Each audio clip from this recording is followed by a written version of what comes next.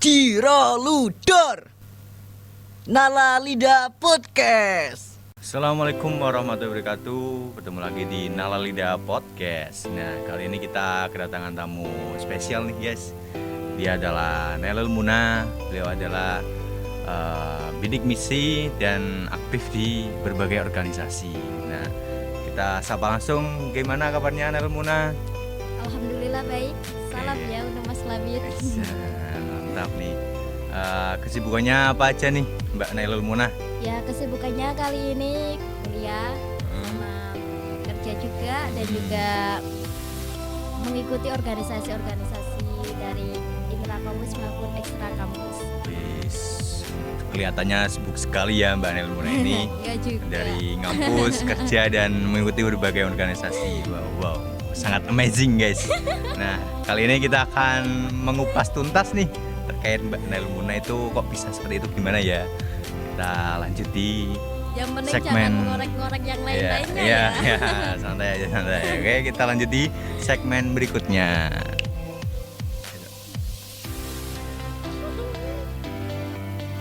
Oke, kembali lagi nih di Nala Lidah Podcast. Nah, kita masih bersama Mbak Nailul Muna. Kita sekarang mulai mengulik nih kisah menarik dari Mbak Nailul Muna. Gimana nih ceritanya Mbak Nailul Muna kok bisa mendapatkan beasiswa bidik misi itu? Boleh diceritain dong gitu. Ya, ceritanya itu panjang sekali ya. Dari awal-awal saya berjuang untuk bisa mendapatkan yang namanya bidik misi itu di IAIN Kota Pekalongan.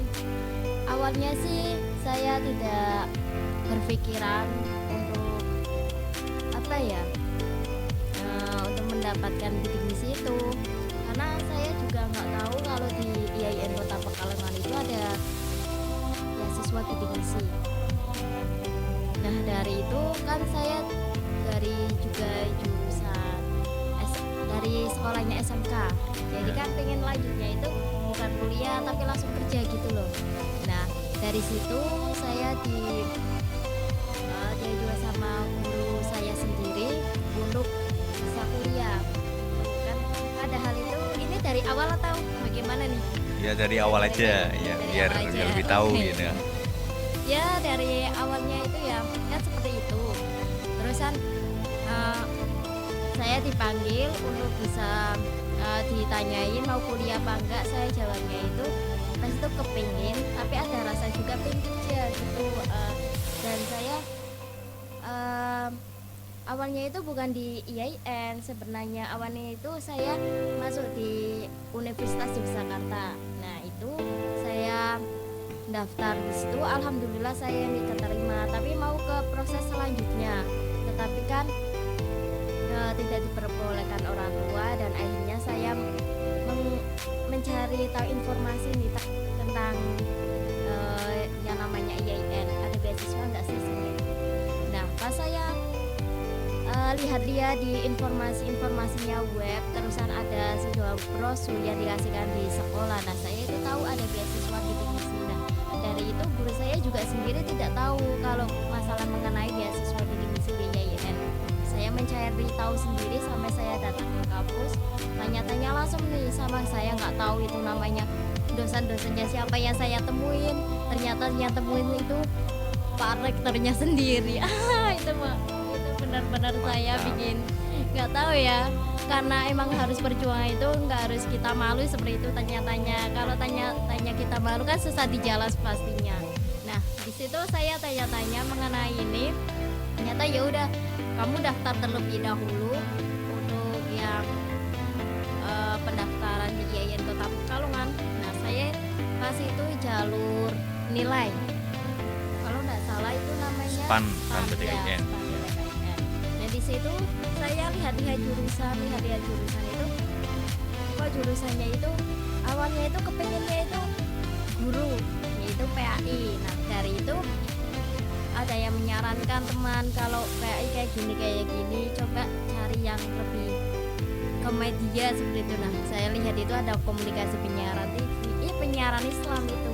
Nah, saya di situ masuk, habis itu kemudian sudah terdaftar, alhamdulillah udah keterima. Nah, baru prosesnya itu ke bidik misi langsung.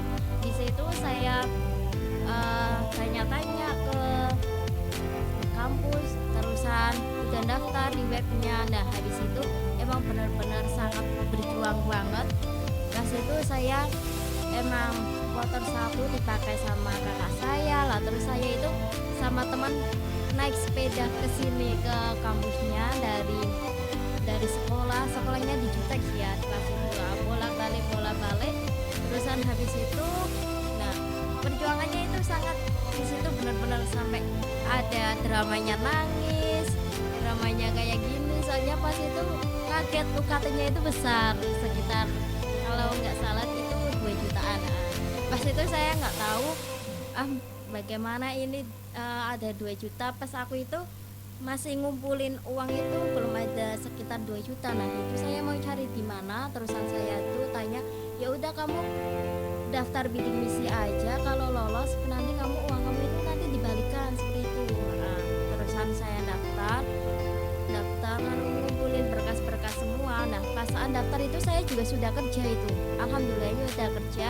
Guru saya ikut membantu saya ngajar di bimbelnya guru saya. Nah itu pas perjuangannya di situ itu bolak-balik berkasnya selalu ada yang salah pastinya itu kan.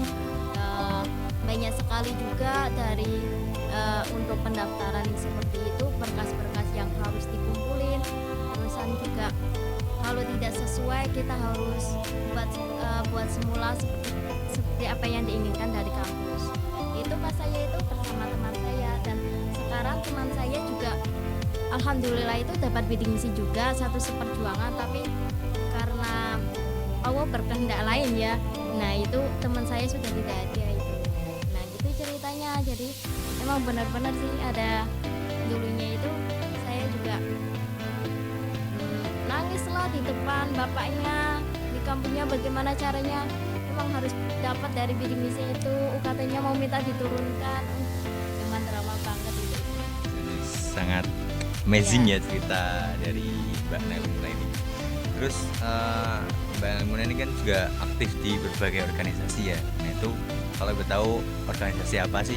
Ya, organisasi saya sendiri ya, saya juga menaungi dari IKMAP sendiri, Ikatan Mahasiswa Bidik Misi. Nah di situ saya jadi koordinator angkatan 2018, dan sekarang di organisasi saya juga saya menjabat wakil ketua ketuanya di situ.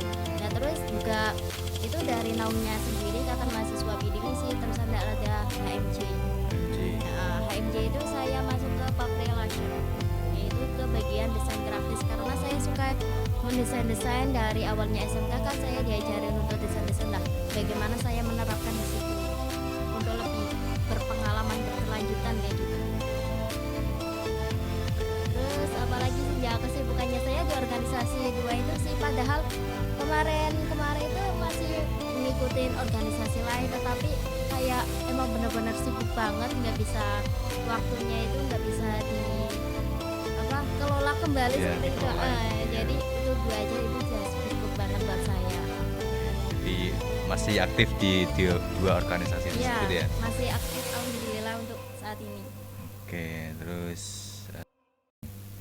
Oke, lanjut ya. Terus kegiatan apa aja sih yang ada di organisasi yang Mbak Muna ikuti? Kegiatannya itu kalau di organisasi saya sendiri di IKMAP itu lebih banyak dibandingkan di organisasi lainnya ya, karena organisasi IKMAP tersendiri itu nggak masuk ke dalam organisasi intra, tetapi independen dan gitu, berdiri sendiri oleh dari mahasiswanya sendiri dan dari yang bapak yang menaungi. Biasanya itu kegiatannya tentang kemasyarakatan, kesosialan. Biasanya kita juga ada lembaganya, ada departemennya seperti itu. Kalau di sekarang ini di IKMAP sendiri ada lembaga ekonomi, lembaga kominfo, lembaga ekonomi yang menaungi itu kewirausahaan, seperti potensi apa saja sih yang dimiliki oleh anak bidik misi kita bisa disalurkan melalui dengan lewat kewirausahaan. Dan juga ada lembaga kominfo, itu sesuatu kayak medianya. Kalau dari mahasiswa bidik misi mempunyai di bidang media, baik dia yang pintar-pintar dalam membuat tahu sendirilah kalau di Offline. media ya.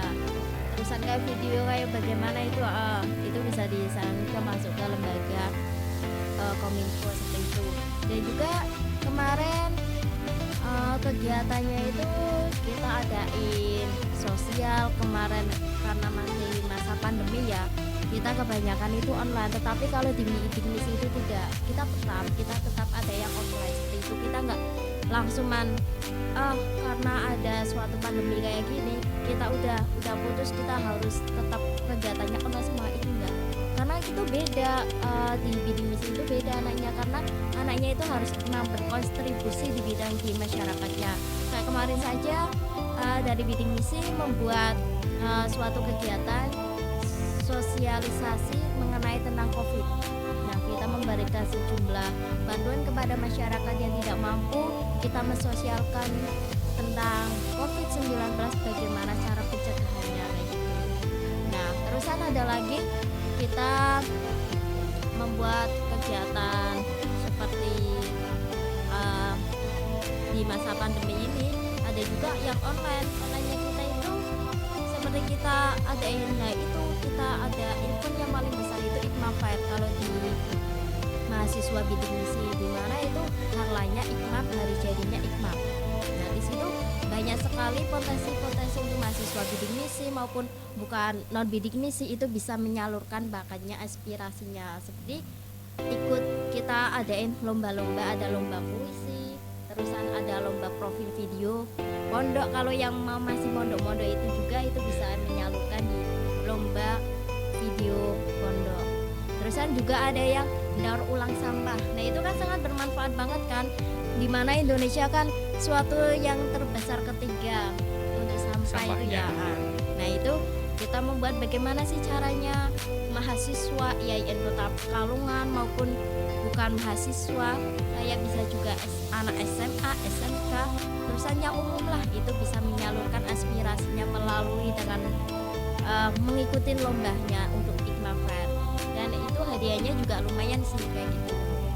Dan juga kemarin juga ada webinar untuk para mahasiswa IAIN Pekalongan dan juga mahasiswa lainnya bersifat itu nasional ya, bukan IAIN saja. Nah, itu kalau yang ingin mendaftar beasiswa lanjutan yaitu LPDP atau beasiswa S2. Nah, di situ kita mengulik bagaimana caranya kita mendapatkan beasiswa LPDP. Nah, itu yang dinaungi oleh langsung dari dosen IAIN Pekalongan, Pak Afat itu ya. Afat. Nah, itu merupakan salah satu mahasiswa LPDP di UGM. Terus kegiatan di HMJ di public relation itu apa aja itu? Kalau kegiatan HMJ di public relation itu ya banyak sih kita tapi seringnya itu ke onlinenya ya, dikarenakan masih kita ada yang dari luar, ada yang dari itu ya kota, terusan kebanyakannya dari luar, jadi kan kita tidak bisa bertemu lah. Dari situlah kita membuat pelatihan secara online. Nanti tetap saja kita memberikan materi kepada para anggotanya untuk nanti coba untuk membuat kayak saya sendiri sebagai PJ koordinator untuk desain grafis sendiri ya, kita membuat pelatihan secara online tuh. Tetapi pas kemarin itu ada juga pelatihan secara offline, tapi hanya ngikutin beberapa anak saja karena kita emang dibatasi juga untuk acara kayak gitu kegiatan itu. Nah, masih di masa pandemi gitu ya. Iya, pastinya. Terus dari dua organisasi tersebut Mbak Muna itu udah mendapatkan apa aja nih, kalau apa aja nih? Ya, alhamdulillahnya pastinya kita mendapatkan teman banyak ya. So, Iya, di situ juga itu menambah pengalaman. Kalau kita menjadi mahasiswa yang kurang aktif, pasti kita itu rasanya itu ketahui sendirilah. Makanya kan pasti aktif ya, aktif Ya, sekali. Lebih aktif dari saya loh kami itu. masa sih? Nah, di situ saya mendapatkannya pengalaman, jadi padahal saya itu jadi orang kayak pendiam bagaimana kayak gitulah, karena masuk ke dalam organisasi kita terlatih bagaimana kita caranya untuk bisa mengeksplorasikan kita sendiri, baik dari kita public speakingnya, baik dari kita dari bakat-bakatnya kita, dan juga kita bisa mengetahui bagaimana kita itu mencari solusi di balik apa ya, di balik apa ya, kesulitan tuh.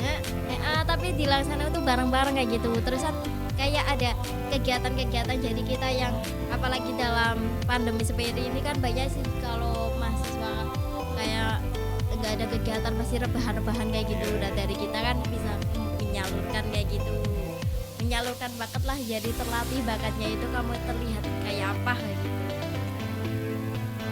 Oke, Mbak Muna ini kan mahasiswa bidik misi ya. Terus tentu pasti ada perbedaan dari mahasiswa bidik misi dan mahasiswa biasa. Nah, itu perbedaannya apa sih kalau boleh tahu? Perbedaannya itu sih kalau menurut saya nggak beda jauh ya dari mahasiswa yang non bidik misi.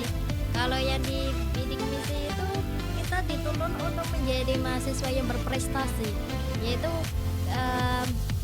bukan cuma hanya berprestasi juga, tetapi mengikuti apa yang harus diikuti dalam organisasi-organisasinya yang ada di kampus maupun dari intra maupun dari ekstra kayak gitu. Kita dituntut itu pastinya, karena mahasiswa bidik misi itu emang harus aktif dalam perkuliahannya, bukan aktif dalam kita kuliah saja, tetapi di luar kuliah kita juga harus aktif. Nah, terutama untuk beasiswa bidik misi biasanya itu prestasi akademik itu yang harus benar-benar ditingkatkan terus. Karena kalau ada nilainya kalau prestasinya jelek, kayak nilai IPK-nya seperti itu di bawah 3,0 itu kita langsungan dicoret dari mahasiswa bidik misi ya. Itu kalau 3,0 itu kita sudah mendapatkan teguran. Bagaimana caranya kita mendapatkan di atas, berarti 3,5 ke atas kayak gitu. Jadi terusan kita harus berprestasi di akademik, tetapi juga harus berprestasi di non akademik. Kalau kita pasif ya kita nanti dipertanggungjawabkan untuk yang dinamakan LPJ-nya itu. Kita pasti nggak diterima, uang saja kemana kamu menggunakannya, kamu mahasiswa bidik misi, tapi kalau kamu nggak berprestasi kamu nggak ada gunanya, seperti itu. Seperti itu ya. Ya. Oke, terus dari bidik misi itu dari negara itu dapat berapa itu kira-kira itu? Per semesternya ininya. Iya, per semester berapa? Kalau ke universitas sama yang itu berbeda. Ya, kalau di universitas itu ada perbedaan sekali ya. Kalau di IAIN Pekalongan itu dapatnya itu per semester. Jadi per semester itu berarti 6 bulan. Ya, satu semesternya. Kalau di IAIN Kota Pekalongan sendiri itu dapatnya 6.600.000. 6.600.000 itu dibagi untuk pembayaran UKT. UKT-nya itu 2.400.000 untuk mahasiswa bidik misi. Kalau universitas lain itu dapatnya ada per 1 bulannya. Jadi itu ada yang dapat per bulannya itu 1.200.000 kayak gitu. Kebanyakan dari universitas lain itu dapatnya per bulan. Ya, kalau tidak tahu sih, emang itu kebijakan dari universitas juga ya. Emang dapatnya seperti itu 6.600.000. Ya alhamdulillah sih bisa digunakan. Itu 6.600.000 dia dapat potongan untuk apa atau memang pure 6.600.000 dikasihkan gitu? Ya kalau dalam mahasiswa bidik misi itu dapatnya itu 6.600.000 itu cuma hanya dipotong untuk biaya UKT 2.400.000. Jadi kita mendapatkannya 4.200.000. Nah, untuk 4.200.000 itu untuk kita untuk pembelian apalagi kebutuhan dalam untuk berkuliah kita, ya seperti kayak kita beli untuk menunjang perkuliahan kita seperti laptop bisa, terusan HP pun kayaknya bisa, terusan ya juga ada yang lainnya biasanya itu buku-buku. Nah, karena kita juga nanti ada pertanggungjawaban juga ya, penggunaan dana untuk apa itu pasti ada. Pihak kampus juga. Jadi uang itu nanti dipertanggungjawabkan di LPJ itu ya, Iya, buat beli apa nanti aja gitu. Itu kalau pas rame-ramenya LPJ pertanggungjawaban. Ada yang ditandatangani, ada yang tidak. Kalau menggunakannya tidak sesuai dengan itu ya pasti dari pihak IAIN-nya sendiri itu nggak menerima, nggak nanda tangani kayak gitu. Terus kalau yang LPG yang tidak tanda tangan itu gimana itu? Ya gitu, berarti LPJ-nya harus merubah dari semua ya, dari penggunaan dananya buat apa. Karena ada juga yang tidak ditandatangani karena digunakannya uangnya untuk ada yang untuk makan atau seperti itulah, nggak jelas, terusan nggak ada notanya. Nah itu dari pihaknya itu, bapaknya itu tidak mau menerima. Ya berarti dari sebenarnya anaknya juga harus membuat LPG sesuai apa yang dia gunakan uangnya. Mungkin ini pertanyaan terakhir nih. Kalau menurut Mbak Muna sendiri nih ya, kenapa sih kok beasiswa di Indonesia itu kebanyakan bagi yang tidak mampu gitu ya, dan dia juga memakai persyaratan SKTM atau surat keterangan tidak mampu yang dikeluarkan oleh balai desa di desanya. Terus apakah ada sih beasiswa yang tidak memakai SKTM gitu? Aduh, itu pertanyaannya yang sangat wow sekali ya. Apalagi saya itu pertanyaannya biasanya diajukan kepada pihak langsungnya aja ya, bukan ke saya. Karena saya cuma hanya di sini menaungi di IKMAP saja. Tetapi saya juga punya pemikiran sendiri sih mengenai masalah emang kita itu mau mendapatkan beasiswa biasanya menggunakan SKTM atau surat keterangan tidak mampu. Itu merupakan salah satu syarat kalau di bidding misi sendiri. Tetapi menurut saya juga ada yang tidak menggunakan SKTM, tergantung kita mau ke jalur beasiswa apa. Ada yang juga jalur prestasi, jalur bakat nyanyi itu apa, terus ada juga jalur dari suatu organisasi yang lain ya, seperti itu. Nggak tahu sih kalau Basnas itu menggunakannya ada SKTM-nya nggak Basnas? Basnas itu kemarin ada sih. Ada. Berarti emang ya. Ya memang banyak itu memakai SKTM gitu. Karena biasanya itu beasiswa diberikan ke yang untuk yang anak tidak mampu, karena suatu pemerintahan itu pingin yang tidak mampu itu bisa sekolah lah, biar bisa juga menuju tinggi untuk bisa agar kita yang ingin dicita-citakan untuk anaknya sendiri kayak gitu. Jadi pemerintah itu ikut membantu kita, karena kan kebanyakan yang biasanya kurang tidak mampu itu biasanya punya rasa nggak percaya diri untuk kayak menjunjung tinggi kayak mau kuliah seperti itu kan. Kadang saya mau kuliah tetapi saya nggak ada uang kayak gitu kan, mendingan saya membantu orang tua yang kurang kecukupan seperti itu kan. Nah dari itu kan pemerintah Indonesia itu kan ambil andil dalam itu, jadi ikut membantu. Tetapi kalau emang tidak semuanya itu bisa mendapatkan beasiswa asalkan dari dirinya sendiri. Kalau dia orang mampu, ngapain dia minta beasiswa kayak gitu? Nah itu permasalahannya. Kadang kan juga SKTM, padahal dia mampu nih, terus dia minta di balai desa karena orang-orang balai desa itu masih dalam keluarganya. Nah itu dibuatkan dan itu mendapatkan beasiswa gitu. Tapi biasanya orang sekarang mampu sendiri aja pasti buat kayak gitu. Kalau mau daftar beasiswa, nah itu dari orangnya sendiri sadar nggak dia itu mampu nggak kayak gitu. Kalau dia sadar pasti kan dia nggak pakai SKTM, pasti saya udah bisa ini ada beasiswa lain, ya udahlah beasiswa ini untuk orang yang lain, orang yang tidak mampu kayak gitu. Kalau dia emang tetap bisa ingin mendapatkan beasiswa itu dengan caranya sendiri, kalau dia berprestasi, nah itu pasti rezeki kan udah ada yang ngatur ya, kayak gitu kan. Kalau mengenai mengorek-ngorek seperti kayak SKTM kayak gitu kan saya belum tahu juga, itu emang udah ketentuan, emang kebanyakan beasiswa menggunakan seperti itu udah ketentuan dari pemerintah. Wow, amazing sekali ya, kita udah bicara panjang kali lebar. Santai saja, santai. kita udah mengulik-ngulik nih dari kisah Mbak Nailul Munah terkait dia yang menjadi mahasiswa bidik misi, terus aktif di berbagai organisasi juga, dan aktif lah di perkuliahan seperti itu. Oke, mungkin berakhir sudah ya pembicaraan kita. Terima kasih kepada Mbak Nailul Munah atas waktunya, atas berbagi kisahnya. Semoga bisa bermanfaat bagi kita semua. Oke. Ya, terima kasih kembali. Oke, sama-sama. Oke, kita tutup podcast kali ini. Selamat jumpa semuanya. Assalamualaikum warahmatullahi wabarakatuh.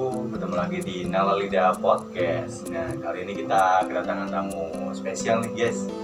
Dia adalah Nailul Munah. Beliau adalah bidik misi dan aktif di berbagai organisasi.